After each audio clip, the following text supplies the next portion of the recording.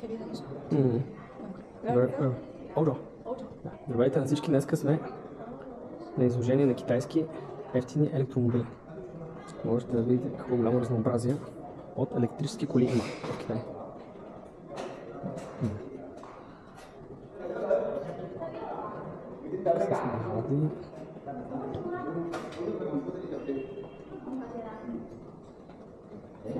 Това е един страхотен ван, който сме го качвали и е толкова удобен, вътре с множество екстри.